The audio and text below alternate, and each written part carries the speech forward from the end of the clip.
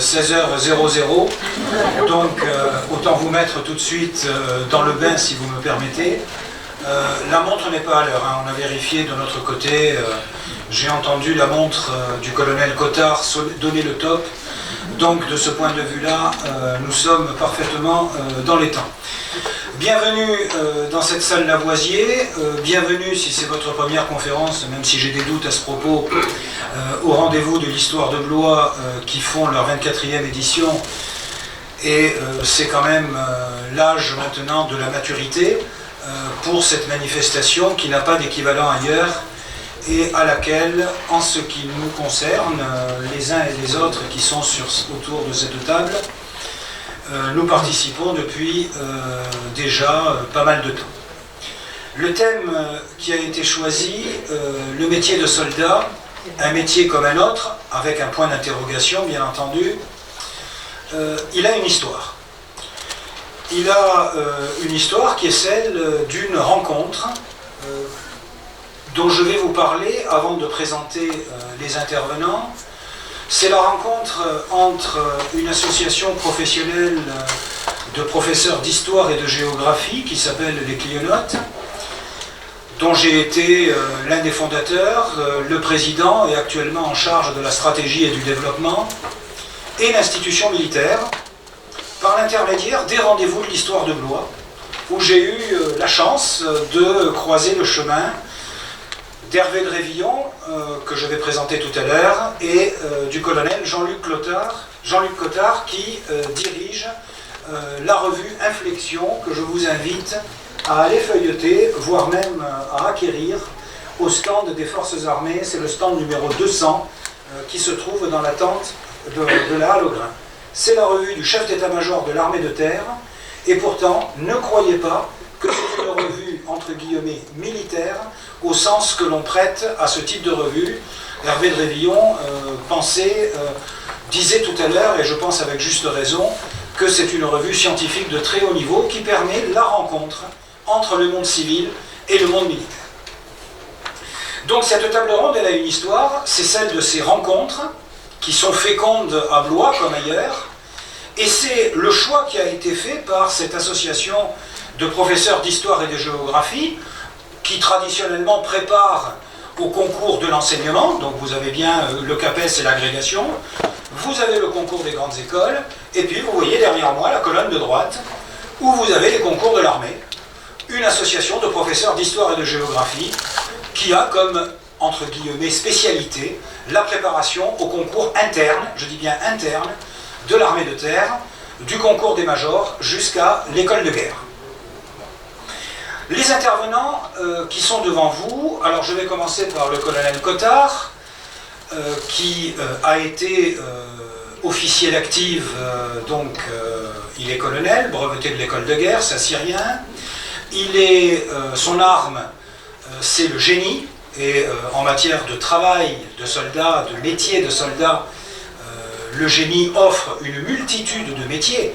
Il y a 400 métiers différents dans l'armée de terre d'ailleurs, autant le dire tout de suite. Et puis, c'est aussi un communicant, un officier, j'allais dire, un officier de communication, un officier de liaison. Il y a une fonction spécifique dans l'armée qui existe dans ce domaine. Et une fois devenu réserviste, la limite d'âge forcément existe dans le métier des armes, il a rejoint le comité de rédaction de cette revue. Il vous en parlera s'il le souhaite, dont il est l'un des rédacteurs et il est chargé des relations publiques de cette revue qui, une fois de plus, dépend du chef d'état-major de l'armée de terre. Ça n'en fait pas pour autant une revue aux ordres où seul le point de vue militaire apparaît. C'est quand même important de le préciser.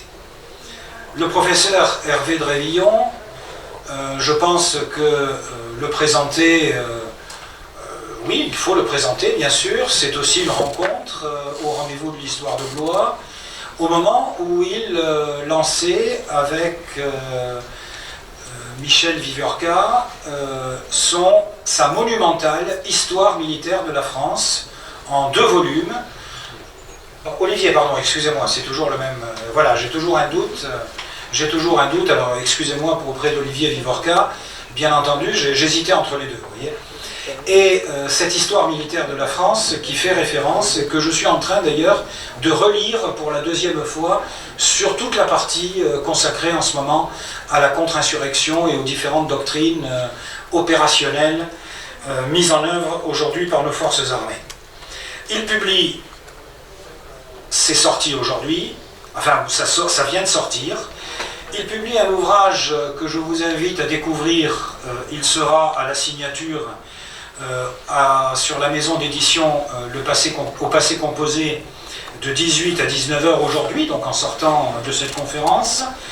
Penser et écrire la guerre, alors jusque-là tout va bien, penser et écrire la guerre, contre Clausewitz, déjà contre Clausewitz, faut oser, mais je crois qu'il pourra oser largement, 1780-1837, c'est-à-dire une véritable réflexion sur la façon dont on va penser la guerre, et quelque part, dont on va penser la guerre, non seulement la façon de la faire, mais aussi peut-être, et ça va me permettre la transition avec le thème de notre intervention, penser aussi aux hommes qui la font, cette guerre, et qui exercent ce métier. À nul autre pareil, et je citerai le général Lecointre, le soldat est un homme qui a un métier particulier, car on lui donne cette responsabilité ultime qui est celle de donner la mort sur ordre. Et je cite le général Lecointre, chef d'état-major des armées, peu de temps avant qu'il ne quitte ses fonctions pour être remplacé par mon ancien patron, le général Burkhardt, qui est actuellement chef d'état-major des armées. Je me présente très rapidement, je suis agrégé d'histoire, j'ai exercé plusieurs activités du journalisme et notamment le journalisme de défense quand j'étais prof à l'école de journalisme de Lille, correspondant à l'OTAN, et ensuite, et là aussi c'est un petit peu les hasards, c'est un peu paradoxal, des régiments de l'armée de terre, la 11e brigade parachutiste, les régiments parachutistes du sud-ouest, ont fait appel aux cléonautes comme formateurs pour préparer leurs hommes au concours interne de l'armée de terre. Et j'ai été, par le fil, j'allais dire, de l'évolution, incorporé au sens premier du terme comme officier d'instruction, réserviste et, entre guillemets, comme on l'utilise dans l'armée, spécialiste. Ça montre aussi la capacité de l'armée à s'adapter. Quand un métier n'existe pas, il n'existe pas de spécialité militaire qui s'appelle préparateur de concours, eh bien l'armée invente le métier. Eh bien écoutez, elle l'a inventé pour moi et je suis très heureux et extrêmement fier, croyez-moi, de servir de cette façon. Donc voilà pour les interlocuteurs qui seront les vôtres pour le temps qui nous est imparti. Il y aura un temps qui sera consacré aux questions. Les trois thèmes sur lesquels nous allons intervenir, c'est d'une part de situer ce métier de soldat dans le temps, et là-dessus nous allons faire appel à Hervé Grévillon. Dans un deuxième temps, j'interrogerai ou je solliciterai le colonel Cottard qui pourra aborder cette réflexion que nous avons eue lors de nos nombreux échanges sur à la fois le métier de soldat au niveau de l'exécution, mais aussi le métier de soldat pour la conception. Et là, vous retrouvez cette hiérarchie, ce décalage entre l'officier subalterne, l'officier supérieur, entre le soldat du rang, le sous-officier, l'officier, et encore une fois, parmi les officiers subalternes et les officiers supérieurs. Et donc, là aussi, il s'agit de l'exercice d'un véritable métier. Et avec toutes ces spécificités, Et enfin, en ce qui me concerne, je suis confronté directement, en permanence, aux hommes qui exercent à la fois ce métier de soldat, mais qui cherchent dans l'institution, en préparant des concours sous mon autorité, à progresser dans l'institution. C'est aussi une des particularités de cette institution. Marc Ferraud, je vais le citer, il disait dans ces lieux, lors d'une conférence, n'oubliez pas que l'armée est l'institution la plus démocratique du monde, puisque vous pouvez rentrer deuxième classe et, objectivement, finir général. C'est peut-être pas aussi simple, l'enthousiasme avait porté Marc Ferraud, mais quelque part, à défaut d'ascenseur social dans l'armée, il y a un escalier social qui existe. Parfois il ressemble au parcours du combattant, et il ressemble d'autant plus au parcours du combattant que les hommes que j'ai en face de moi exercent leur métier, un métier prenant, sans ménager leur temps, et ce qui a déclenché visiblement ce sujet, c'est cette décision de la Cour européenne de justice, un arrêté du 15 juillet 2021, vous voyez que c'est tout récent. Alors vous vous doutez bien que le prof que je suis, parce que bon, même en treillis, je reste un prof, ben je me suis dit, ça c'est un sujet formidable pour mes hommes. Et du coup, il se retrouve avec ce sujet de note de synthèse sur le temps de travail des militaires. Est-ce qu'un militaire doit être assujetti à la directive 2003-88 sur le temps de travail aux salariés dans l'Union européenne, ou est-ce qu'il existe une exception militaire? On essaiera de vous donner la réponse lors de cette intervention, mais je vais donner tout de suite la parole à Hervé de Révillon, puisqu'il est quelque part dans son ouvrage sur l'histoire militaire de la France, au cœur du sujet, en tout cas au début du sujet, comment finalement l'activité militaire, l'activité d'usage de la force armée, est devenue une activité professionnalisante. Voilà. Oui, donc il y a eu une professionnalisation du domaine militaire sous le règne de Louis XIV. Mais cette professionnalisation, elle s'est d'abord appliquée aux officiers. Ensuite, la véritable professionnalisation appliquée aux soldats, c'est seulement sous la Révolution française que ça a été encadré. Alors, malgré tout, il y a quand même une dimension qui est intéressante. Alors, d'abord, je crois qu'il est important quand même qu'on commence par définir la notion de professionnalisation. Qu'est-ce que c'est qu'un domaine professionnalisé? Alors, il y a plusieurs critères qui vont d'ailleurs s'appliquer sous le règne de Louis XIV. Alors, il y a un premier critère, c'est qu'un domaine professionnalisé, d'abord, s'appuie sur un régime de formation et sur l'institutionnalisation de la formation. Deuxième critère, c'est qu'il y a aussi un régime donc, de parcours professionnel, un régime d'encadrement de la carrière. Et puis, par ailleurs, il y a aussi le troisième critère, c'est le critère de l'encadrement normatif, des principes qui sont appliqués, de la culture qui est appliquée. Alors, si je commence par le premier critère, le critère de la formation. Alors, sous le règne de Louis XIV, ça s'est fait de façon un petit peu fluctuante. C'est seulement au XVIIIe siècle, en 1751, qu'a été créée l'école militaire. Et l'école militaire, c'est le site qui a été construit à Paris, hein, qui existe encore aujourd'hui en face de la Tour Eiffel, hein, qui ouvre sur le Champ de Mars. Alors, ce qui est intéressant, c'est que justement, là, ce régime de formation, eh bien, il soulève quand même une certaine ambiguïté du système professionnel militaire. C'est que, ça c'est très intéressant, c'est que le système professionnel militaire, alors, il s'est vraiment engagé dans une dimension professionnelle, mais il a aussi impliqué une transgression de la dimension professionnelle. C'est qu'il y a aussi cette idée qu'un militaire n'est pas seulement considéré comme un professionnel. Par exemple, qu'est-ce qui alimente l'identité et la vertu militaire? Eh bien, c'est une vertu individuelle qui n'est pas forcément encadrable. Par exemple, qu'est-ce qui alimente l'identité militaire, et surtout sous l'Ancien Régime, hein, qu'est-ce qui alimente la vertu militaire? C'est notamment la dimension nobiliaire. Et c'est aussi la culture chevaleresque. Et donc et d'ailleurs, ça s'applique à l'école militaire qui a été fondée en 1751. C'est d'abord que pour être admis à l'école militaire, il faut être noble. Hein, il faut présenter des preuves de noblesse. Et puis ensuite, d'ailleurs, c'est ce qu'on appellera l'édit de Ségur en 1781. Il y a même un encadrement qui oblige que pour devenir officier, hein, il faut aussi prouver sa noblesse. Alors ça dépasse la dimension professionnelle. Ça veut dire que dans le domaine militaire, il y a des vertus individuelles, des vertus sociales qui ne sont pas encadrables réglementairement. Alors, sauf pour l'épreuve de noblesse.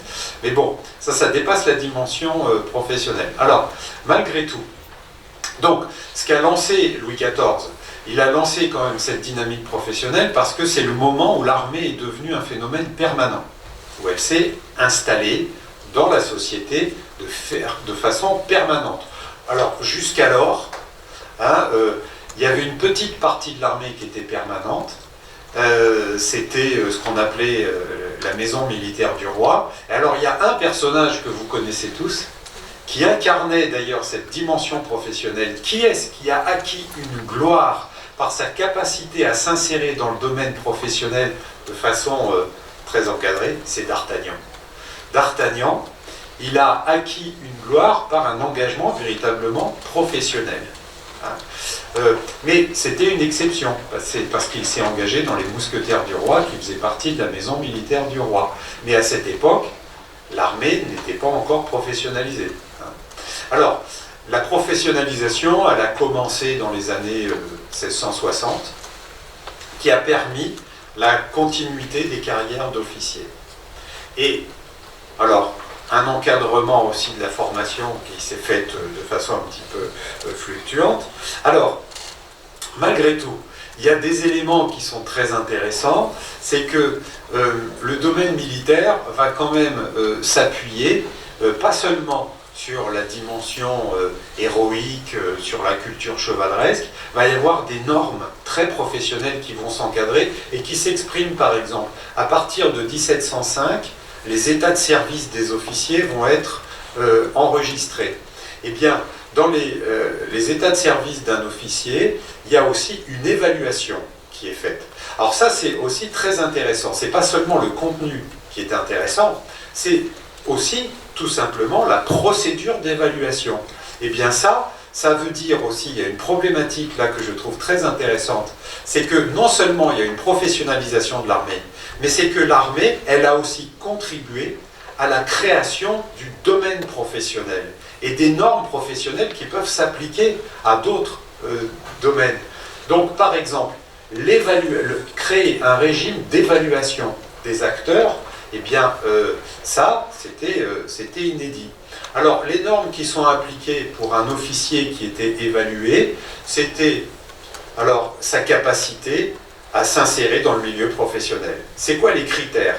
Par exemple, les critères d'évaluation des officiers dans les états de service à partir de 1705, il n'y a quasiment pas de courage. Alors, sauf par exemple dans la cavalerie, dès qu'il y avait une évaluation, on commençait par « brave homme ». Bon, mais il n'y avait pas de précision. C'était juste un lieu commun, ça permettait d'assumer un lieu commun. Mais après, qu'est-ce qui est développé? C'est la capacité de l'officier de s'insérer dans le régime hiérarchique. Et la capacité aussi à gérer. Et notamment un capitaine qui commande une compagnie, eh bien, quel est le grand critère d'évaluation? C'est sa capacité à gérer financièrement sa compagnie. Et donc, vous le voyez avec les critères, capacité à s'insérer dans le domaine, capacité à gérer, capacité à se soumettre à la discipline et capacité à commander. Puisqu'un officier, il obéit et il commande. Donc voilà, ça c'est vraiment des normes d'un milieu professionnel. Mais alors, ce qui est très intéressant aussi, donc, comme je l'ai dit, c'est que ce système d'évaluation, ensuite, il va s'appliquer plus tard à l'ensemble du domaine du secteur public. Mais beaucoup plus tard. C'est l'armée qui a joué un rôle là vraiment expérimental. Alors, il y a une autre dimension qui est très intéressante dans l'organisation du domaine militaire qui va alimenter aussi dans d'autres domaines le régime de professionnalisation? Eh bien, par exemple, la création d'un système de retraite. Eh bien, c'est l'armée qui l'a inventé.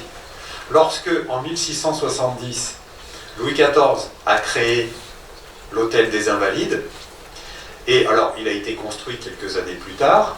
Alors, à l'Hôtel des Invalides, qu'est-ce qu'on reçoit? Il y a 3 types de réception d'individus à l'Hôtel des Invalides. Alors, le premier critère d'admission aux Invalides, c'est la blessure, mais le deuxième critère, c'est aussi la maladie. En gros, on reçoit aux Invalides un militaire qui ne peut plus vivre tout seul. Et donc, il y a un troisième critère, qui est l'âge. Un soldat ou un officier qui a mené une carrière longue et qui est considéré comme ayant servi la monarchie, mais aussi s'étant épuisé dans ce service, eh bien, il est admis aux Invalides. Alors, après, dans les années 1760, va même y avoir la création d'un régime de pension attribué aux soldats qui ont un service de plus de 25 ans, etc. Eh bien, vous voyez, ça c'est le régime d'attribution. C'est vraiment un régime de retraite. Eh bien, là aussi, c'est le domaine militaire qui a créé là, cette innovation et qui s'appliquera ensuite à l'ensemble du domaine public. Alors, malgré tout, donc, alors, il y a quand même toujours une tension entre la création d'un régime professionnel et le dépassement de ce niveau professionnel, et il y a notamment une de ces tensions qui s'applique à l'échelle des soldats. Les soldats sous la monarchie, dans la période de l'Ancien Régime, eh bien, ils sont pas vraiment professionnalisés. D'abord parce que, comme je vous le disais, il y a un critère, c'est l'encadrement des carrières. Eh bien, les soldats, a priori, un soldat ne peut pas devenir officier, or, sauf de façon exceptionnelle. Parfois, ça arrivait. Bon, à l'époque de Louis XIV, par exemple, alors maintenant, il y a le critère de la noblesse qui alimente beaucoup ça. Sous le règne de Louis XIV, à la fin de son règne, 80% des officiers sont nobles. Ça veut donc dire que 20% sont roturiers. C'est énorme comme proportion. Alors, évidemment, c'est en décalage total avec la société. Mais, par exemple, à la fin de l'Ancien Régime, à la veille de la Révolution, c'est seulement 5% des officiers qui sont roturiers. Bon. Donc, un soldat peut difficilement mener une carrière, et aussi, il y a une problématique qui avait alimenté à l'époque en 1745, après la bataille de Fontenoy, et suite au poème qui avait été rédigé par Voltaire. Voltaire, il s'était fait attaquer parce qu'il n'avait exalté que la gloire du roi et la gloire de la noblesse. Et il y a une controverse qui s'était installée, qu'on a appelée la controverse, la querelle des héros subalternes. Et des individus ont accusé Voltaire de ne pas exalter la gloire des soldats. Et ils ont accusé l'armée de ne pas encadrer la carrière des soldats, la promotion, etc. Et ça, c'est ce que la Révolution française va créer. Alors, il y a un phénomène qui est vraiment très très emblématique et qui, justement, va contribuer à l'encadrement professionnel du domaine militaire, c'est le décret adopté par l'Assemblée nationale constituante en février 1790. Quel est ce décret de février? Eh bien, le décret de février 90 applique à l'armée la Déclaration des droits de l'homme et des citoyens. Alors, et en particulier le célèbre article 1, je pense que vous le connaissez tous, les hommes naissent et demeurent libres et égaux en droit, c'est donc appliquer ça au domaine militaire. Ça veut donc dire que tout individu militaire, eh bien, dispose des droits d'être promu. Donc là, ça veut dire que le régime de promotion va être encadré légalement. Alors qu'auparavant, d'ailleurs, le régime de promotion, il était encadré réglementairement. Donc il y a une différence entre un règlement et la loi. Le roi, enfin les rois, Louis XIV, Louis XV, Louis XVI, appliquait un régime de promotion qui était encadré réglementairement et puis aussi qui était dépassé par l'autorité du roi. Un officier, il était désigné comme, et c'était considéré comme l'expression du pouvoir absolu du roi. Et donc le roi ne pouvait pas être soumis à la loi. Vous savez, la monarchie, elle était absolue, elle n'était pas constitutionnelle. Eh bien, la Révolution française va encadrer le domaine professionnel légalement. Et donc, il y a un deuxième principe. Donc, ça veut dire que tout individu militaire a la possibilité, donc peut prétendre bénéficier d'une promotion.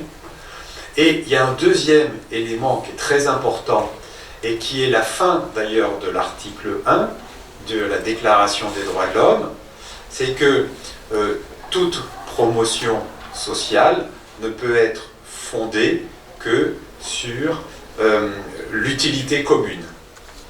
Alors, ça, justement, c'est l'application de normes de promotion et qui alimente le régime d'autorité à l'intérieur de l'armée. Et ensuite, dans la phase républicaine, va y avoir aussi des éléments très intéressants de la Révolution française, des éléments très intéressants. Va y avoir, alors notamment ce qu'on va appeler en 1794 la Révolution de la gloire, c'est-à-dire que désormais un soldat qui acquiert une gloire, c'est-à-dire alors un soldat qui exerce une action héroïque. Et donc, alors ça, qui n'est pas justement considéré comme un pur phénomène professionnel. C'est plutôt comme un phénomène individuel, personnel, une action héroïque. D'ailleurs, je vous le dis, en 1793, la Convention, qui est l'Assemblée pendant la Révolution, à ce moment-là, a créé une publication qui s'intitule « Le recueil des actions civiques et héroïques » et qui exalte les actions héroïques des soldats. Eh bien, les actions héroïques des soldats, il n'y en a aucune qui est professionnelle. C'est-à-dire qu'il n'y a aucun soldat qui est exalté pour avoir bien tiré, pour s'être bien battu. Non. Les seuls soldats qui sont exaltés, notamment, c'est ceux qui se font tuer ou ceux qui se font blesser en criant « Vive la République ». Donc là, il y a une dimension qui n'est pas professionnelle, mais justement, la Convention veut professionnaliser cette dimension en disant qu'un soldat qui est exalté, qui mène une action héroïque, eh bien, doit y avoir un seul régime d'institutionnalisation, il doit être élevé en grade. Ça doit être, il ne reçoit pas de décoration. Vous savez, la Révolution française a supprimé le système de décoration, le régime d'honneur. Alors, et par ailleurs, dans les débats sur cette révolution de la gloire, il y a des éléments très intéressants. C'est que beaucoup de certains députés disent que l'armée, c'est l'incarnation de la République. Pourquoi ? Parce que quel est le domaine où, justement, le régime de promotion est le plus égalitaire et le plus encadré par la loi, c'est le domaine militaire. C'est que tout soldat peut devenir officier. Il n'y a pas de régime d'ailleurs de privilèges.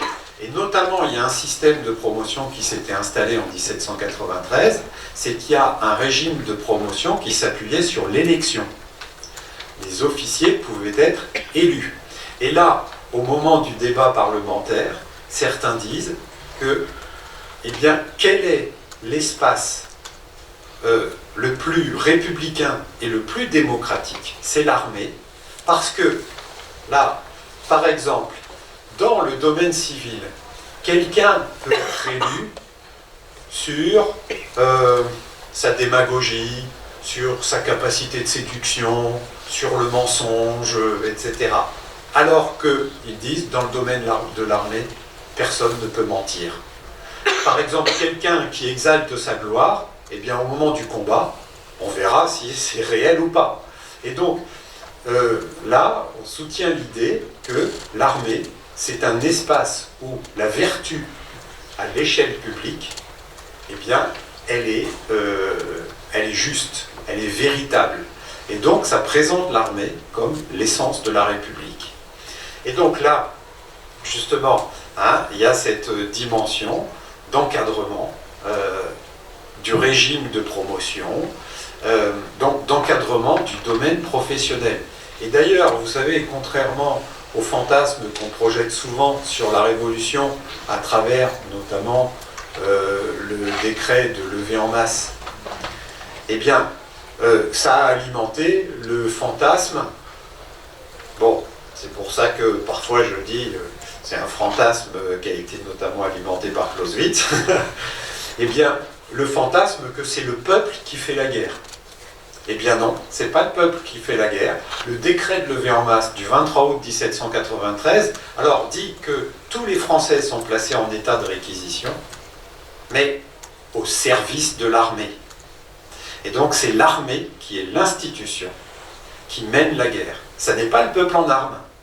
D'ailleurs, pourquoi au mois d'août 1793, mettre le peuple en armes, ça aurait été mettre des Vendéens en armes.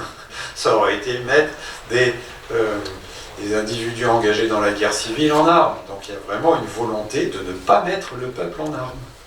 Il y a une volonté vraiment d'encadrer institutionnellement le domaine militaire. Alors il y a malgré tout la garde nationale. Mais la garde nationale, elle n'est pas militaire. La Constitution de 1791 l'avait formulée. La garde nationale n'est pas un domaine militaire. Donc, l'armée, elle est encadrée, et disons que la dimension professionnelle, elle revêt une valeur républicaine.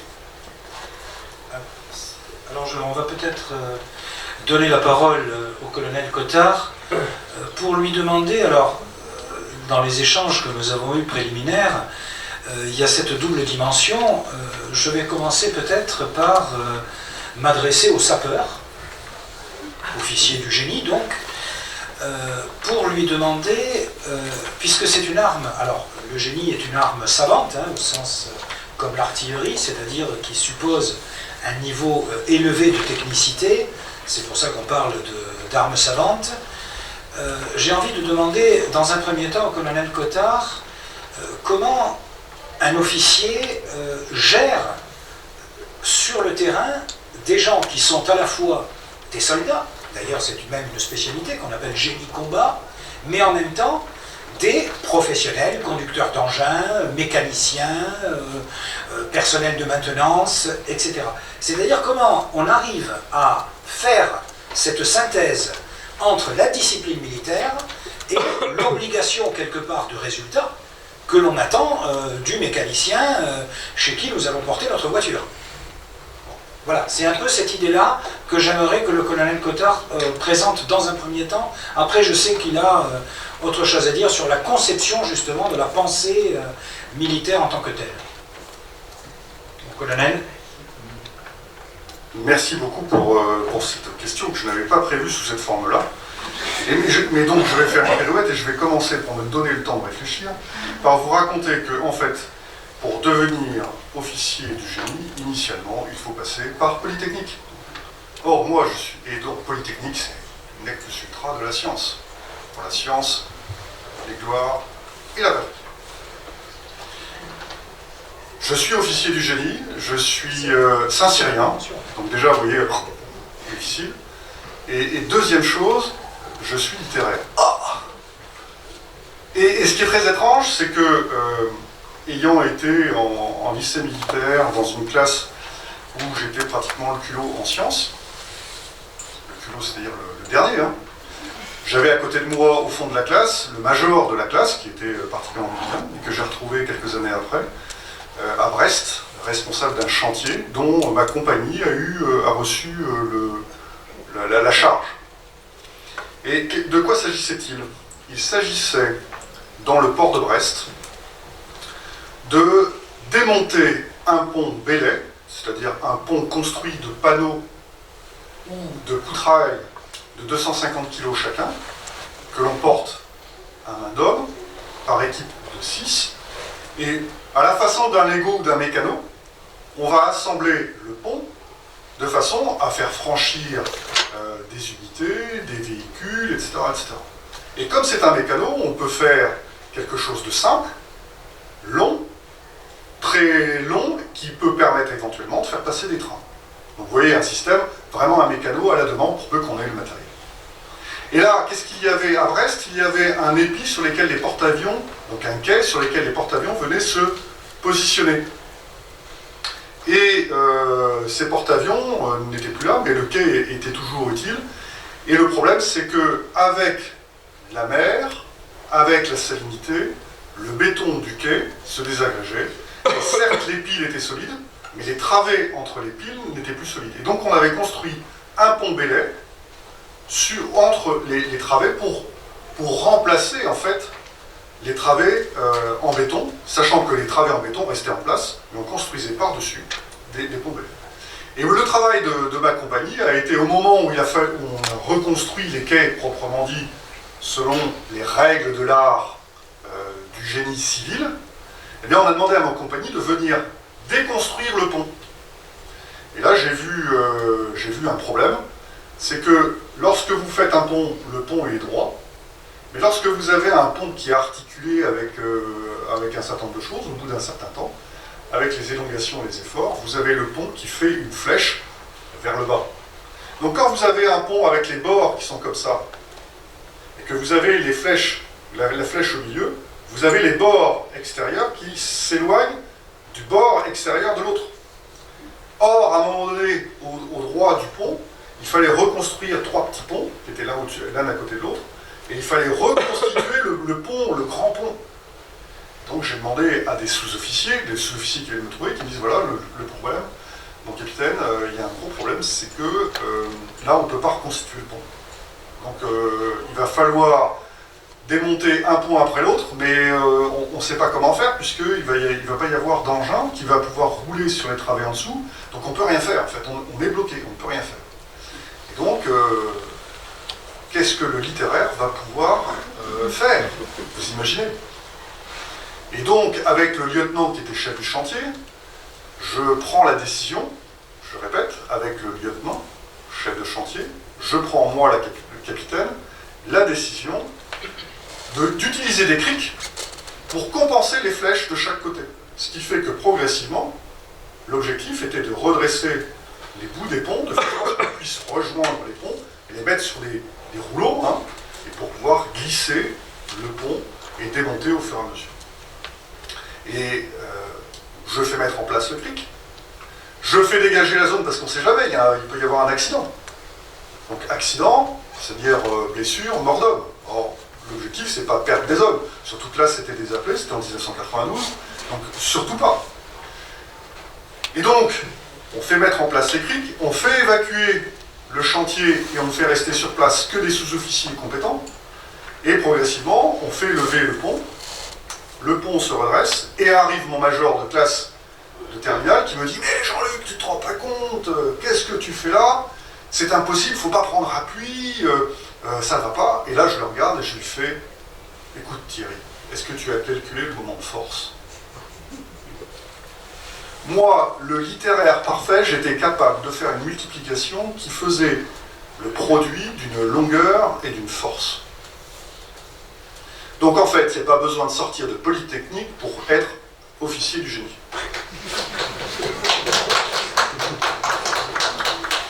Qu'est-ce que je vous montre par là? C'est que, en fait, l'officier du génie est quelqu'un qui donne une mission à des sous-officiers qui vont encadrer eux-mêmes des sapeurs qui sont des gens compétents techniquement. Ils savent faire leur métier. Ils préparent leur métier, leur chantier, et quand ils ne savent pas, ils se retournent vers l'officier et ils disent « Qu'est-ce qu'on fait ?» Et le rôle de l'officier, c'est de trouver une solution. Pas forcément de faire, mais de trouver la solution pour faire en préservant les hommes et les efforts musculaires, bien entendu. Bien entendu, ça peut se faire en ambiance tactique. C'est-à-dire que lorsqu'on va faire ce type d'exercice, entre guillemets, on va pouvoir le faire, et d'ailleurs je l'ai fait avec le même lieutenant en Bosnie, 6 mois plus tard, avec des ponts de charpente que l'on a construits à la place de vieux ponts de charpente qui étaient sur les pistes qui était en Bosnie centrale, qui permettait de rejoindre l'axe Sarajevo-Tuzla, l'axe Sarajevo-Kakaň-Zenica, et l'axe Tuzla qui remontait vers le nord. Et là, il n'y avait que des pistes qui évitaient la ligne de front. Et donc, pour que les convois humanitaires dont nous étions chargés de l'approvisionnement et de l'acheminement, il a fallu qu'on reconstruise toute une série de petits ponts, d'abord en construisant des gués, puis en détruisant des ponts, puis en reconstruisant les ponts et en redétruisant les gués que nous avions mis en place. Tout ça en ambiance tactique, c'est-à-dire qu'à chaque fois, nous devions être en mesure de réagir à une agression, c'est-à-dire que parmi l'ensemble des sapeurs qui étaient disposés pour le travail, il y avait des gens qui étaient spécifiquement orientés vers la défense du site, prêts à réagir, sachant que s'il y avait une agression, à ce moment-là, tout ce travail cessait et ensuite tout le monde participait à la défense du site. Donc voilà, avec un exemple pratique, comment je pourrais répondre à la question du colonel Modica, du professeur Modica. Alors justement, si... Est-ce que j'ai répondu à la question? Alors tout à fait. Alors, merci mon colonel. Alors, juste un point, c'est d'ailleurs le colonel Cottard qui nous y invite. On trouve dans l'armée des spécialités. Et c'est vrai que, on parlait de Polytechnique tout à l'heure, création de la convention, Hervé de Révillon me le disait tout à l'heure, le corps, un des moments où l'armée s'est professionnalisée, au-delà de la dimension du combat professionnel, du combattant professionnel, ça a été justement, et Hervé de Révillon va en parler très largement, c'est la question des ingénieurs militaires, avec cette spécialité et ce concentré de compétences qui peut être formé avec, encore une fois, un objectif qui est opérationnel, bien entendu, parce que c'est de cela qu'il s'agit. Oui, tout à fait. Le corps des ingénieurs a joué un rôle très important dans la création du régime de professionnalisation. Alors, déjà, l'impact du rôle des ingénieurs dans le domaine militaire, il y en a un qui l'incarne. Alors, notamment les ponts de charpente. Qui est-ce qui a inventé ce principe? C'est Léonard de Vinci. Léonard de Vinci, en 1484, il a écrit une lettre au duc de Milan en proposant d'entrer à son service.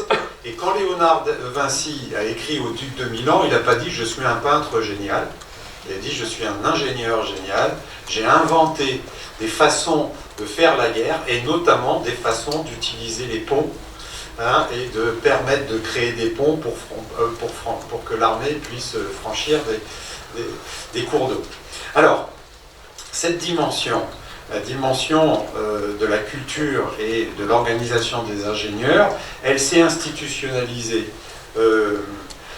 Tout à l'heure, je vous disais que l'école militaire qui a été créée en 1751, elle n'était pas elle n'avait pas une dimension très professionnelle. En revanche, en 1748, avait été créée l'école du génie de Mézières. Or, cette école, elle était fondée exclusivement sur les connaissances scientifiques et techniques, et elle a contribué à la création d'un domaine professionnel où, notamment là, les normes morales et sociales n'étaient pas appliquées. Par exemple, dans le domaine du génie, un roturier pouvait faire une carrière. Et aussi dans le domaine... Alors, il y a plusieurs catégories. Il y a le génie, il y a l'artillerie, et puis il y a aussi un corps qu'on appelle le corps des ingénieurs géographes. Et d'ailleurs, ça c'est très intéressant aussi, comment le domaine militaire, par sa dimension professionnelle, il a contribué à la création d'espaces, et même certains espaces scientifiques et culturels. Eh bien, alors comme l'a souligné Yves Lacoste, la géographie, ça sert à faire la guerre, mais c'est le domaine militaire qui a créé la géographie. C'est dans les années 1690 que Louis XIV a créé la profession d'ingénieur géographe. Et donc là, c'est vraiment le côté professionnel qui a alimenté la constitution d'un espace scientifique. Donc ça c'est... voilà. Alors, donc, le domaine des ingénieurs, qui s'appuyait donc sur des compétences, sur des savoirs scientifiques et techniques, il a effectivement beaucoup contribué à la professionnalisation du domaine militaire, ce qui a été aussi, qui s'est développé, hein, effectivement, en 1794, avec la création de l'école polytechnique. Et d'ailleurs, ça s'est aussi manifesté à un autre niveau, au niveau gouvernemental, puisque qui a joué à ce moment-là un rôle politique, un rôle militaire déterminant, c'est Lazare Carnot. Et Carnot, c'était un ingénieur. Hein, et donc là, vraiment, ce domaine, il a joué un rôle très important, hein, aussi dans la conduite dans la guerre. Hein. Contrairement aux fantasmes qu'on projette souvent sur les guerres révolutionnaires comme des guerres instinctives, etc., au contraire, les guerres révolutionnaires ont été des guerres d'ingénieurs, très très encadrées, méthodiquement, mais aussi logistiquement, s'appuyer sur le réseau de fortification, etc.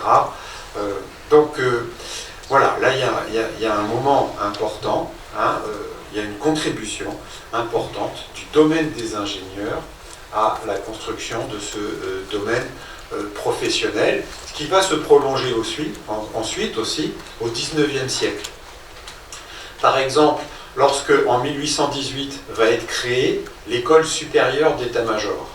L'école supérieure d'état-major qui va créer le régime d'encadrement des états-majors, eh bien, c'est une école qui, ce qu'on appelle la science d'état-major à cette époque.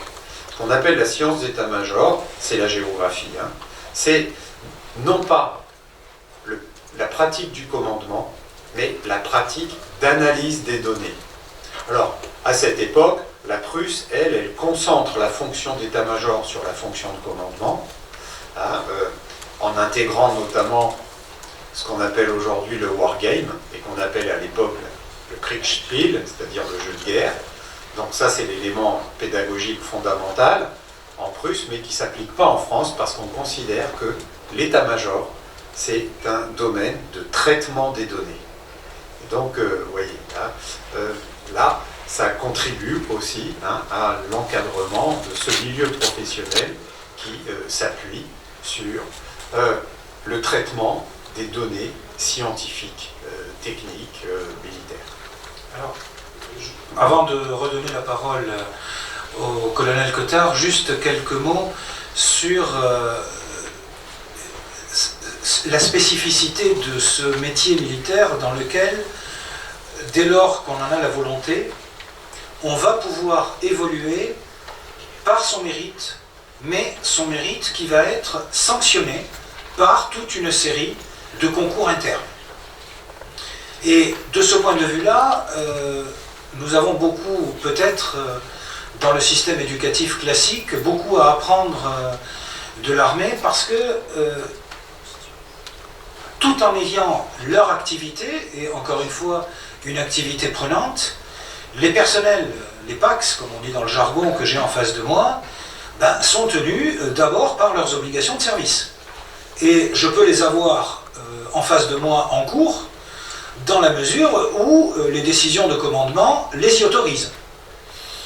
Avoir un adjudant-chef en cours alors que c'est un adjudant d'unité ou qu'il s'occupe des services aériens pour les unités dans lesquelles je sers, c'est pas évident. Parce que la priorité, c'est de faire décoller les avions et de faire sauter les personnels des avions quand ils ont fini par décoller. Ce qui parfois est un peu compliqué parce qu'il y a les contraintes météorologiques, etc. Donc, il y a toute cette dimension-là du travail personnel auquel le militaire, quelque part, est astreint. Ne pas imaginer que les militaires sont, effectivement, ils vont passer un concours, on va les mettre de côté, etc. C'est vrai que leurs chefs vont pouvoir les ménager. Certains vont se trouver en compagnie de commandement et de logistique pour justement avoir un peu plus de temps, moins d'entraînement, moins de manipulation. Mais de toute façon, à un moment donné, le travail devra être effectué. Et c'est aussi ça, la particularité de ce métier de soldat, où quelque part, par les concours que l'on passe pour pouvoir progresser, encore une fois, Ça commence par le BESTAT, le brevet de technicien supérieur de l'armée de terre que passent les sergents-chefs pour avoir la possibilité de commander une section, jusqu'à l'école de guerre, qui permet à un jeune capitaine d'espérer effectivement passer de l'autre côté, c'est-à-dire du côté des officiers supérieurs. Il y a toujours cette obligation, dès lors qu'on en a la volonté, encore une fois, il n'y a pas de contrainte. Les chefs peuvent solliciter, distinguer un jeune caporal en disant tu devrais passer l'école militaire interarmes, qui est le recrutement semi-direct qui permet d'accéder à Saint-Cyr sans passer par la voie, j'allais dire naturelle, c'est-à-dire classe prépa, plus ensuite Saint-Cyr. C'est l'école militaire interarmes, ce qu'on appelle les dolos, c'est là où le colonel Goya, que beaucoup de gens connaissent ici, a commencé sa formation d'officier.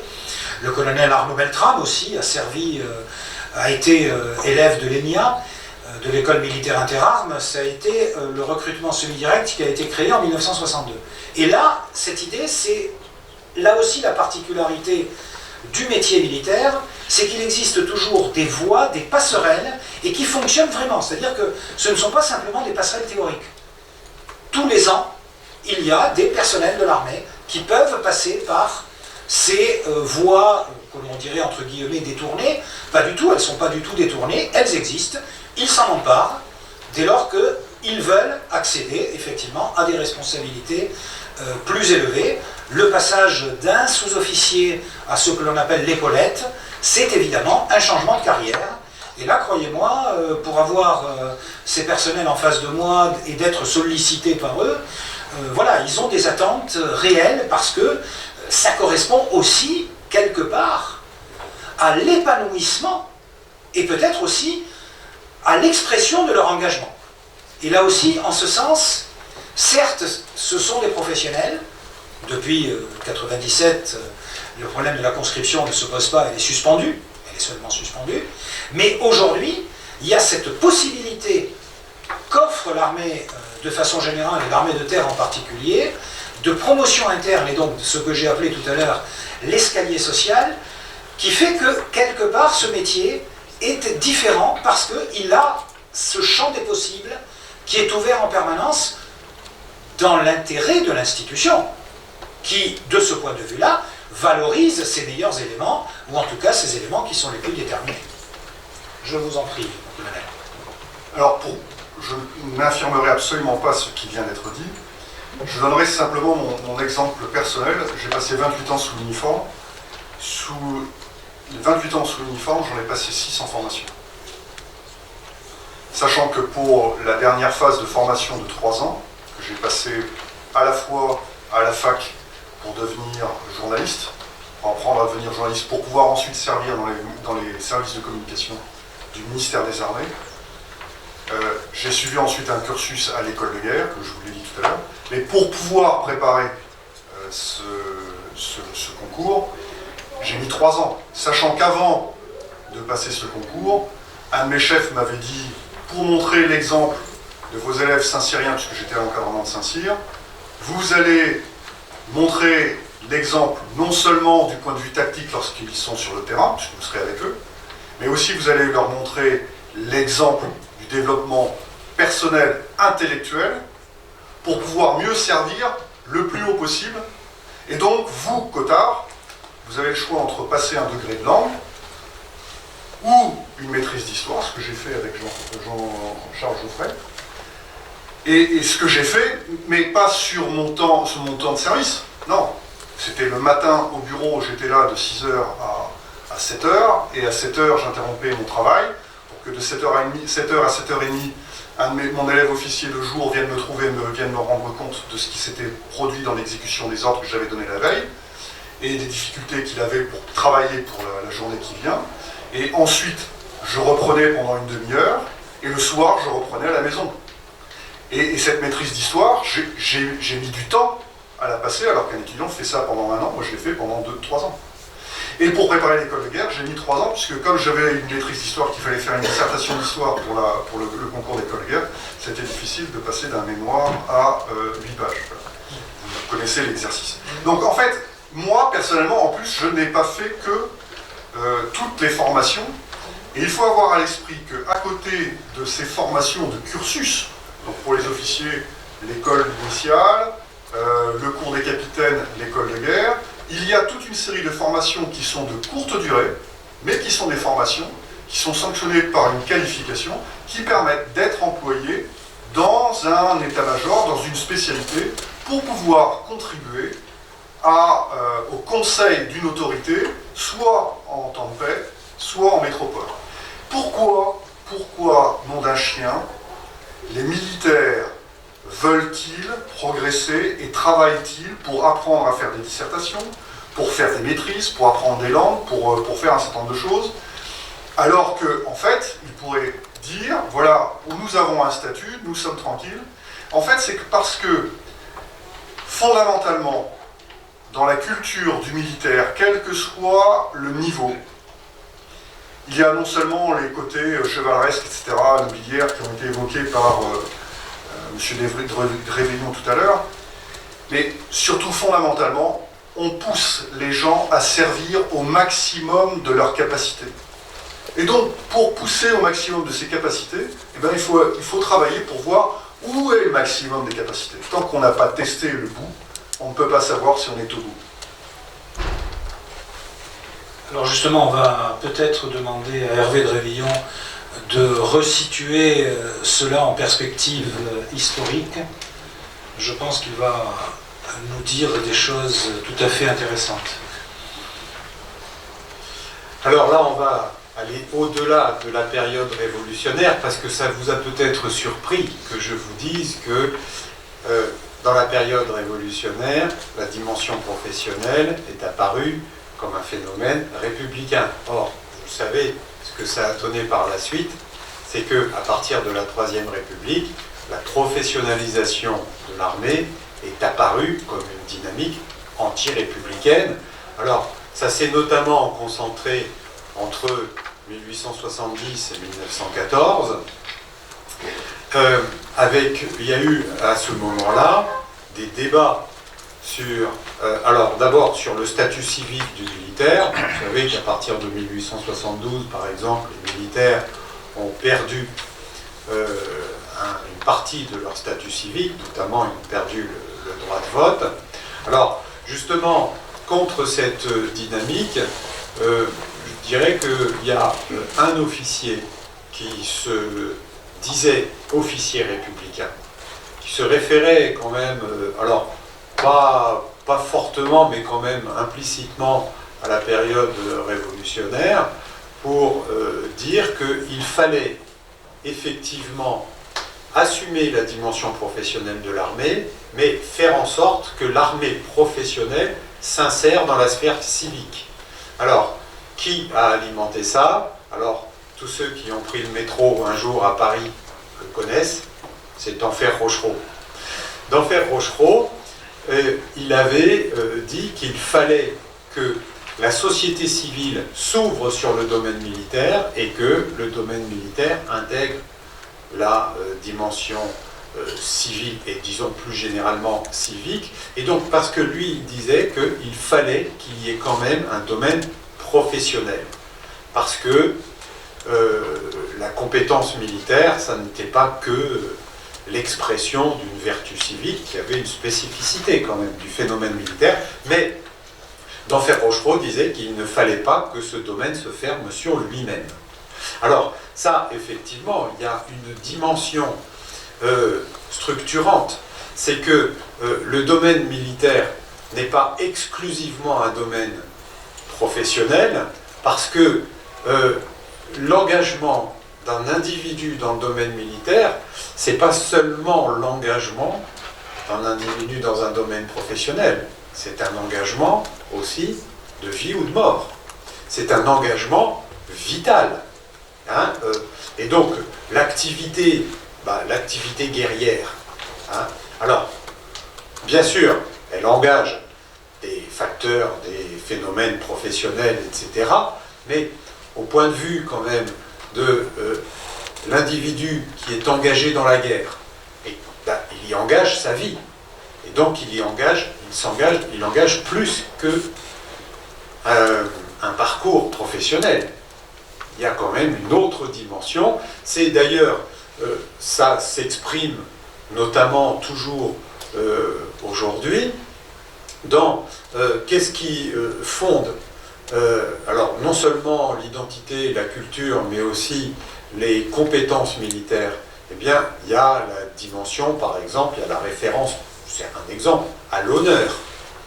Or, l'honneur, ce n'est pas un critère professionnel. Mais malgré tout, l'honneur, il est intégré professionnellement. Hein, il y a un code de l'honneur hein, qui est... Et donc, mais l'honneur, il engage une dimension morale, vitale, individuelle, et pas exclusivement professionnelle. Or, cette tension, elle s'est vraiment manifestée sous la Troisième République, et il y a un personnage qui l'a vraiment exalté, c'est Jaurès. Vous savez, Jaurès, il était défavorable à la professionnalisation du domaine militaire. Lui, il s'appuyait sur le statut civique de la conscription. Alors, il a notamment formulé une idée très intéressante, et je dirais qui s'applique un petit peu actuellement dans le domaine universitaire. Jaurès, il a dit que, il a posé la question, où un officier doit-il être formé? Il dit, un officier ne doit pas être formé à l'école spéciale militaire. L'école spéciale militaire, c'est Saint-Cyr. Hein. Cette école, elle avait été créée par Bonaparte en 1802. Et c'est seulement en 1808 que cette école est devenue Saint-Cyr. Bon. Et donc Jaurès dit que la formation des officiers, elle doit tenir compte uniquement des savoirs scientifiques qui sont... Et donc il dit, les officiers doivent être formés à l'université. Et ce qui est très intéressant, c'est qu'il dit que qu'est-ce qui caractérise l'université? C'est une dimension désormais pluridisciplinaire. Contrairement à ce qu'étaient à l'époque du Moyen-Âge et sous l'Ancien Régime les facultés. Les facultés, elles étaient disciplinaires. Eh bien, le domaine universitaire, il associe à cette époque plusieurs disciplines. Et donc, là, je le dirais, bon, il n'a pas formulé comme ça, mais Jaurès, c'est lui qui a inventé les War Studies, c'est-à-dire l'étude pluridisciplinaire de la guerre et du phénomène militaire, et il dit, quel est l'apport des universités à la formation des militaires? Eh bien, c'est la capacité à s'appuyer sur la pluridisciplinarité. Bon, donc, vous le voyez, là, ça soulève la problématique quand même donc, du caractère professionnel. Alors, ensuite, cette dynamique, eh bien, justement, elle s'est aussi, je dirais qu'on en est un petit peu revenu à ce qui s'était passé sous l'Ancien Régime au règne de Louis XIV, c'est que, au XXe siècle notamment, eh bien, le domaine dans lequel la professionnalisation, le corps dans lequel la professionnalisation était acceptée, alors bien sûr, il y avait le corps des ingénieurs, mais aussi le corps des officiers. En revanche, les soldats, eux, ils étaient censés être des citoyens. C'était le régime de conscription. Or, justement, là, ça soulève l'enjeu de la situation d'aujourd'hui. Depuis là, aujourd'hui, on est dans un domaine professionnel, mais je dirais que la façon dont le domaine professionnel s'insère aujourd'hui dans le corps civique, eh bien, ça alimente tout à fait ce que Denfert Rochereau avait imaginé. Alors juste une petite parenthèse, je l'ai présenté tout à l'heure à Hervé de Réveillon, cette dimension justement de l'insertion du soldat dans le corps social, c'est aussi une réflexion qui a été celle de nos chefs, puisque je m'associe quand même à cette démarche, qui a été la refonte du code du soldat, que l'on appelle maintenant le code d'honneur du soldat. Je l'ai, voilà, c'est une petite carte, voilà, je l'ai toujours, et on insiste bien, en toutes circonstances, je me conduis avec honneur, courage et dignité, respectueux des lois et règlements, je m'exprime avec la réserve qu'exige mon état militaire, ce qui pose le problème de certaines tribunes parues dans certains journaux. Et puis ensuite, il y a toute la démarche. Et le point numéro 7, ce qu'a évoqué le colonel Cottard, prêt à l'engagement, je m'entraîne sans relâche et je recherche l'excellence. C'est-à-dire d'aller au bout des possibilités dès lors que l'on a signé son contrat d'engagement. Et là, ça me permet de faire peut-être une transition sur ce métier de soldat qui n'est pas, nous sommes bien d'accord, je crois que maintenant vous allez être persuadés, un métier comme un autre, qui est peut-être la question à laquelle je suis personnellement confronté, encore une fois comme officier d'instruction, à des demandes de mes personnels, qui est de savoir comment on en sort. Alors, déjà, premier problème. Dans l'armée de terre, il existe ce qu'on appelle un taux d'attrition. C'est-à-dire que près de 30%, 31% en 2019, des soldats ne vont pas au bout de leur engagement. Ne vont pas au bout de leur contrat. 31%. C'est pas, je veux dire, c'est pas anecdotique. Ça montre bien que c'est pas forcément dans une période où l'armée de terre recrute aujourd'hui 15 000 hommes par an. Parce qu'il faut évidemment renouveler, parce qu'il y a des départs liés aux limites d'âge et autres. Mais ce recrutement de 15 000 hommes, qui a commencé en 2015, et qui est d'ailleurs lié notamment à la nécessité d'avoir des hommes sur le terrain avec les opérations Sentinelle, ce qui a permis d'ailleurs de compenser ce qui était en cours jusqu'au début de la première période du quinquennat Hollande, c'est-à-dire la déflation des effectifs. Là, on a plutôt inversé la tendance, et on s'aperçoit aujourd'hui que la tendance, elle est d'avoir, et encore une fois, des soldats professionnels, des soldats avec le format d'une armée jeune, et aujourd'hui, avec les nouvelles évolutions telles qu'elles ont exprimées par le chef d'état-major de l'armée de terre à l'époque, aujourd'hui chef d'état-major des armées, c'est-à-dire la préparation à ce que l'on appelle aujourd'hui des conflits de haute intensité, dans le cadre des tensions géopolitiques actuelles, notamment à l'est de l'Europe. Et là aussi, quelque part, dans le métier des armes, il y a une espèce de mutation qui est en train de s'opérer.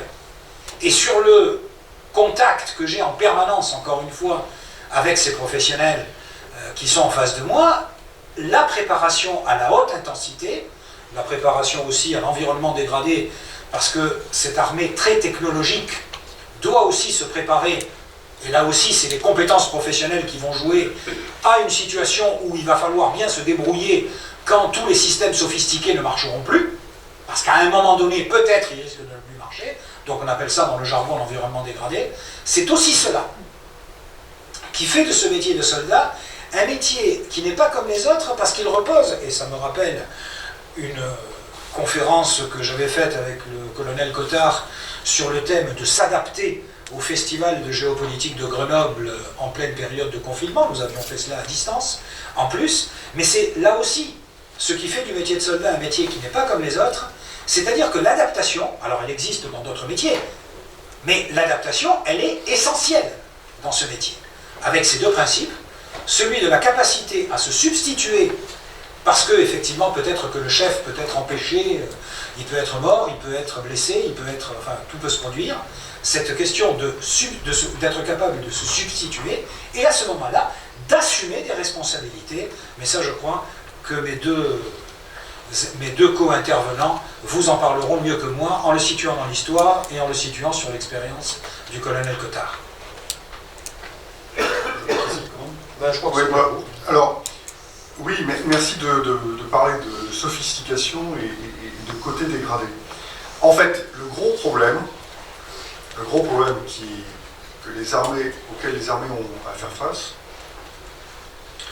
c'est quoi qu'il arrive, comment remplir la mission. Donc quand on se dit, voilà, on veut remplir la mission le mieux possible, mais il vaut mieux partir avec une épée un peu longue plutôt qu'un canif, pour aller se battre en face de quelqu'un qui est armé d'une épée, ça paraît évident.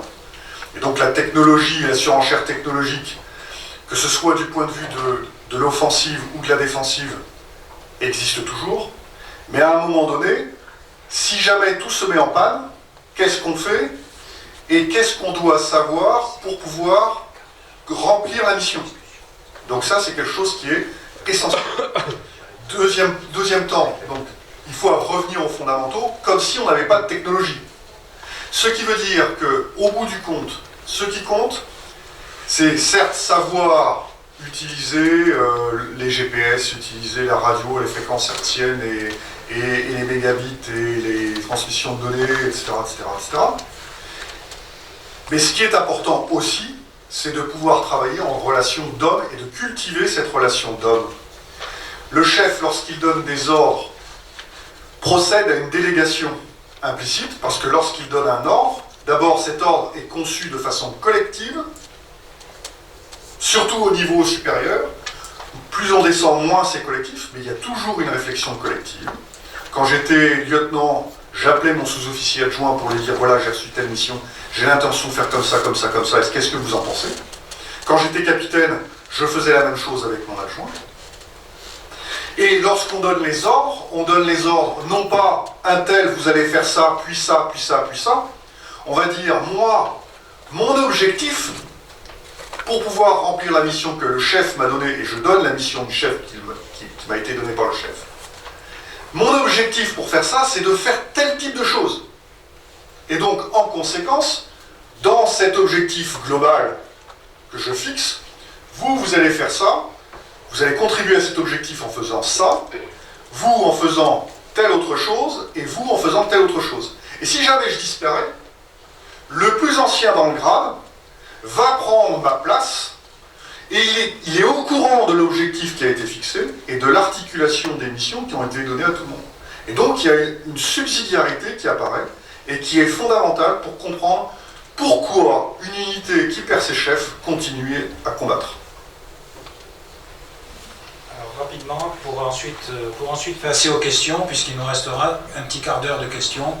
Donc voilà, pour l'intervention d'Hervé Drévillon, et ensuite la parole sera à la salle. Alors juste une petite dimension combinatoire, donc là pour conclure la problématique de l'articulation entre la fermeture de l'armée comme un domaine professionnel et son statut, le statut civique des citoyens. Bon, cette problématique, elle a notamment été traitée par De Gaulle. De Gaulle, il a beaucoup abordé la façon dont un domaine professionnel qui est notamment alimenté par le facteur technologique, eh bien, comment ce domaine pouvait s'articuler avec le facteur moral. Eh bien, ça soulève une problématique qui a été récemment assumée, c'est la problématique justement de la combinaison entre le domaine professionnel et les normes professionnelles du domaine militaire, et aussi le facteur moral. Alors le facteur moral qui s'incarne dans le concept d'honneur, mais aussi le facteur moral qui engage la dimension civique. Parce que le militaire, c'est un citoyen, et puis l'engagement dans l'armée, ça n'est pas que un engagement professionnel quand même, c'est un engagement au service de la République. Donc, eh bien, se pose fondamentalement, et je dirais, qu'est-ce qui définit vraiment le domaine professionnel militaire? Eh bien, ce qui permet d'en définir la nature, je dirais que c'est la dimension de l'éthique. Qu'est-ce que c'est que l'éthique? L'éthique, si on s'appuie par exemple sur le cas de Spinoza, Spinoza, il traite l'éthique comme un art combinatoire, c'est-à-dire comme une façon d'articuler les normes, bon, à son époque, c'est religieuses, les normes légales, les normes morales, les normes professionnelles, etc. Eh bien, la dimension de l'éthique, elle a une valeur structurante dans le domaine militaire. Et c'est ce qui a alimenté un phénomène que je trouve important et très révélateur, c'est la création en France d'un comité d'éthique de la défense qui, justement, permet de mettre en perspective analytique et d'encadrer, justement, ces problématiques de l'articulation entre les normes professionnelles et aussi les normes de la République, les normes du droit international humanitaire, mais aussi les normes morales individuelles, etc. Eh bien, voilà, pour moi, c'est comme ça, je pense, qu'on pourrait définir ce domaine professionnel, qui n'est pas qu'un cadre professionnel, c'est aussi un phénomène civique, moral, et c'est cette variété des dimensions qui sont gérées par la dimension de l'éthique. Bien, alors merci à mes co-intervenants et complices. Donc on va peut-être donner la parole à la salle. Je crois qu'il doit y avoir notre technicien qui va vous faire passer un micro. N'hésitez pas. Alors bon, je sais, vous la connaissez souvent. La première question est toujours difficile à poser. On va commencer par la deuxième. D'habitude, j'ai toujours dans la salle le spécialiste de la première. Ah ben voilà, il y a une question au bout. Et ensuite, madame, en rouge. Donc voilà, allez-y, je vous en prie. Bonjour, je sais pas si on m'entend. Peut-être le masque fait brouillard. On n'a pas le droit, évidemment. Oui, on peut. Quand on parle, on peut. D'accord. Merci. J'avais une question. Je travaille au ministère des Armées, donc c'est un domaine que je connais bien. Puis je suis un ancien appelé aussi depuis tout un an, donc j'ai été militaire à un moment donné de ma vie. J'avais une question, c'était par rapport au thème général du métier de militaire. Aujourd'hui, on a dans une société des réseaux sociaux. On sait que les militaires, comme toute autre personne, s'expriment beaucoup. Et notamment, il y a des opinions qui sortent parfois dans la presse, parfois dans les réseaux sociaux. Et donc, ce qu'on a surnommé la grande muette, elle est de moins en moins la grande muette.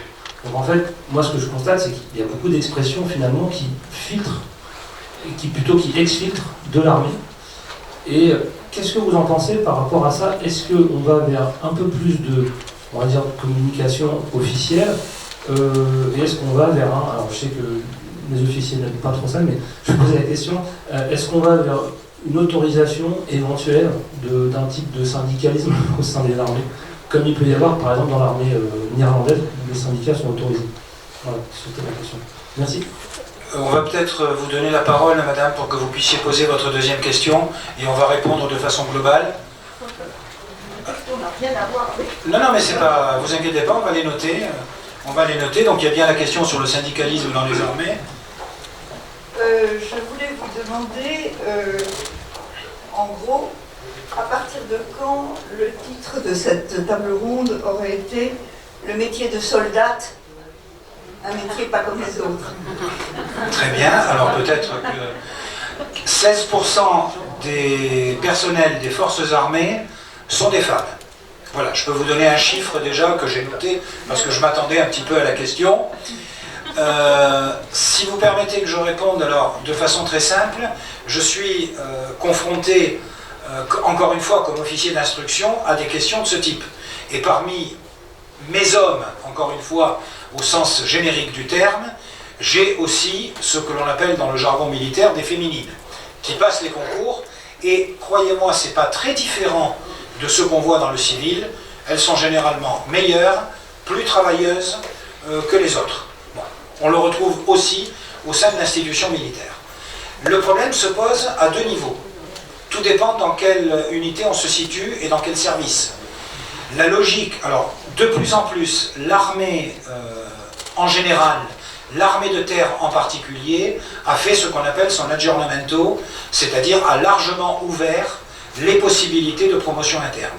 Ça pose parfois problème dans certaines unités, et notamment celles dans lesquelles j'ai des personnels, les unités parachutistes, troupes de marine et autres, ça pose problème, c'est-à-dire que les questions se posent, et elles sont peu nombreuses. Mais en même temps, là aussi, l'armée, elle est quelque part un miroir de la société. Et ça me permet de vous répondre, monsieur, tout à l'heure, à propos du syndicalisme dans les armées. Il existe des structures de concertation qui se substituent à ce que l'on appelle le syndicalisme. Une des raisons pour lesquelles le syndicalisme dans les armées, j'étais en train de chercher parce que c'est un des sujets bateaux que l'on présente au concours, à tous les concours de l'armée de terre. C'est un sujet d'oral. Peut-on envisager un syndicalisme dans les armées? Bon, jusqu'à présent, aucun candidat que je connaisse a répondu oui. Les officiers sont assez... Voilà. Mais par contre, il y a une réalité. La différence, elle est historique. Le syndicalisme à la française est difficilement envisageable dans les armées en raison de son histoire, qui est quand même issue, je ne vais pas vous faire injure, la charte d'Amiens, l'anarcho-syndicalisme, un syndicalisme protestataire. Dans le cadre de l'armée allemande, où il s'agit d'un syndicalisme de cogestion, les choses peuvent être envisageables, mais ça ne donne pas, croyez-moi, au sein de l'armée allemande, parce que j'ai des retours assez précis, les résultats qu'on en escompte. Et ça donne bien souvent davantage de problèmes que de bons résultats, notamment au niveau de l'organisation interne. Mais peut-être que mes deux co-intervenants peuvent intervenir sur les deux questions. J'ai pris la parole directement, mais bon, on peut peut-être compléter les réponses à ces questions. Alors, sur la dimension, effectivement, genrée que vous avez soulignée, effectivement, elle a joué un rôle déterminant. Alors, c'est notamment une problématique, alors là, je m'appuie sur une référence historique, c'est une problématique soulignée en particulier par Alfred de Vigny, dans son ouvrage publié en 1835, Servitude et grandeur militaire. Et Alfred de Vigny dit que ce qui définit, notamment dans un passage sur, alors qui s'intitule Ô Lorette, ma Lorette, alors, il dit ce qui détermine le militaire, c'est son rapport avec les femmes. Et justement, il souligne quelle est une des conséquences, parce que là, il critique la fermeture du domaine militaire sur lui-même. Il dit d'ailleurs que Napoléon a créé l'armée comme une nation à l'intérieur de la nation. Et donc là, il critique et il dit, qu'est-ce qu'il y a, quelle dynamique ça a alimenté la fermeture de l'armée sur elle-même? C'est la rupture du lien avec les femmes. Et il dit, là, il se concentre sur une dimension essentielle, c'est qu'il faut, qu'est-ce qui caractérise l'insertion du militaire dans le corps civique et dans la société, le lien entre l'espace militaire et l'espace civil, eh bien c'est le rapport avec les femmes. Alors bien sûr, là, il n'ouvre pas quand même la perspective de l'insertion des femmes dans le domaine militaire, mais il soulève la problématique effectivement de la fermeture du corps militaire, bon, dans la dimension genrée. Alors ça avait été une dynamique sous la Révolution française aussi, hein. Il y avait eu un décret en 93, en avril 93, qui avait exclu les femmes, parce qu'il y avait des femmes qui s'étaient quand même engagées militairement. Et puis d'ailleurs, en 1792, il y avait eu une pétition qui avait été présentée à l'Assemblée législative par une association féministe qui revendiquait d'attribuer aux femmes tous les droits civiques. Et la première revendication, c'est de dire: nous demandons l'autorisation à pouvoir entrer dans l'armée, dans les armes. Et c'est ça qui fondait la citoyenneté. Et donc, vous voyez, effectivement, cette dimension, elle a été soulignée. Et justement, une des conséquences perçues et formulée par Alfred de Vigny, de la dimension professionnelle, c'est la fermeture aussi genrée du corps militaire sur lui-même. Et donc, bon, là, vous avez souligné quand même l'enjeu de l'ouverture désormais transgenre de l'armée, mais comme l'a souligné Bruno Modica, bon, on en est à 16%, c'est encore une proportion encore limitée, mais ça fait aussi quand même partie maintenant, quand même, bon, et c'est aussi alimenté le fait d'avoir une ministre des Armées qui est féminine. Mais bon, ça c'est pas un critère. Mais elle est surtout fait. Bon, c'est pas un critère absolu. C'est pas la première fois que voilà. Mais malgré tout, il y a la prise en compte de cette dimension, effectivement, notamment intégrée, effectivement, dans notamment ce que je disais tout à l'heure, dans l'éthique, bien intégrée aussi la dimension genrée. Alors, excusez-moi, alors, sur ce sujet de la dimension genrée, c'est quelque chose qui est un phénomène cyclique. De toute façon, il est vrai qu'on pourrait avoir dénommé la table ronde différemment, mais la présence des femmes dans les armées, c'est quelque chose. À quoi servent-elles dans les armées? Est-ce qu'elles portent les armes? Est-ce qu'elles sont cantinières ou est-ce qu'elles font autre chose? Vous voyez ce que je veux dire?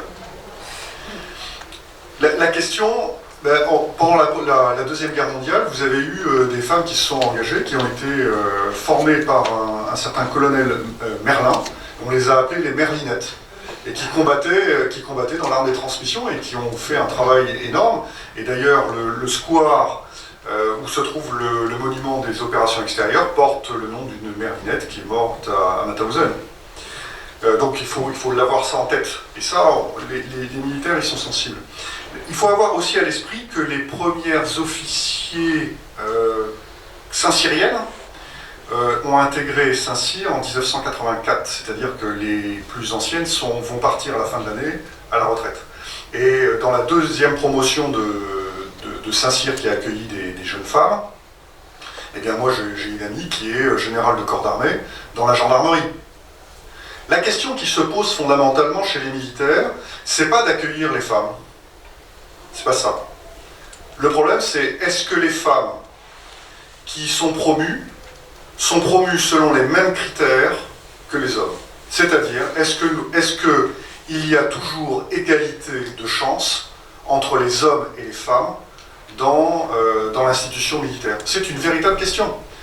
Et je connais personnellement une amie qui a eu des déboires, parce que c'est pas toujours facile d'être militaire, dont le mari a sacrifié sa propre carrière pour que sa femme puisse avoir sa carrière d'officier. Et cette amie est passée officier général très très rapidement. Et tout le monde se pose la question et elle aussi se pose la question, même si elle a la réponse en fait.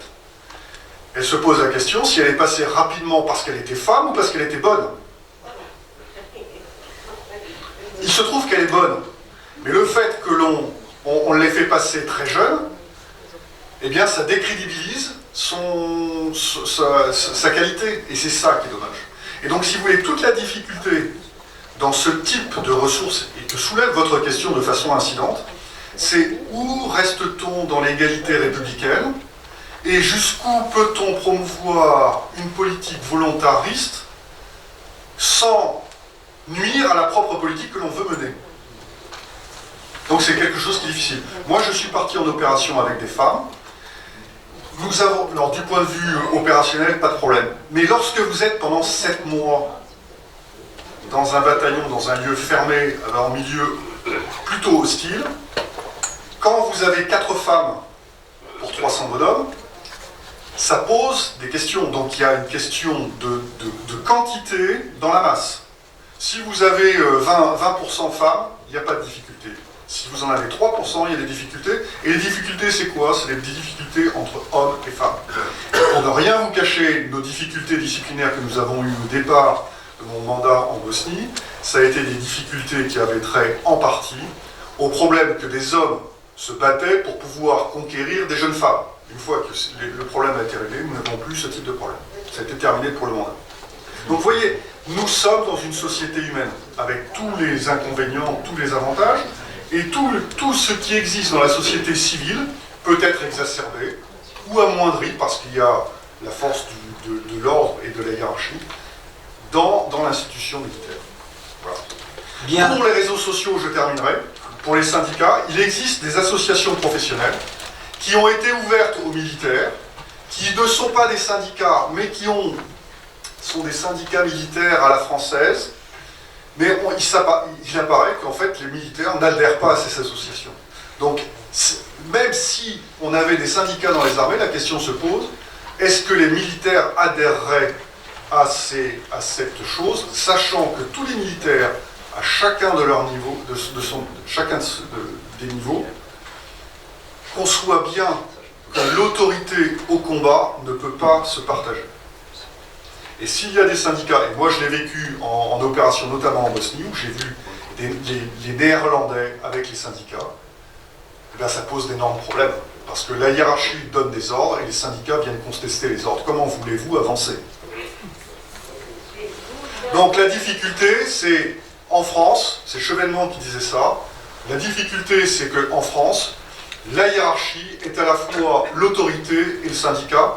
Néanmoins, il existe toute une série d'exutoires qui permettent de faire remonter les informations par les CFM les conseils de la fonction militaire. Les conseils de formation de la fonction militaire pour chacune des armées, avec au niveau des armées le conseil supérieur de la fonction militaire, mais aussi vous avez aussi des courts-circuits qui existent avec des organisations plus ou moins parallèles, mais officielles, telles que les présidents des lieutenants, les présidents de catégorie, qui sont officiels, et qui ont le pouvoir de court-circuiter la hiérarchie pour monter à l'étage supérieur pour dire qu'il y a un problème dans telle unité.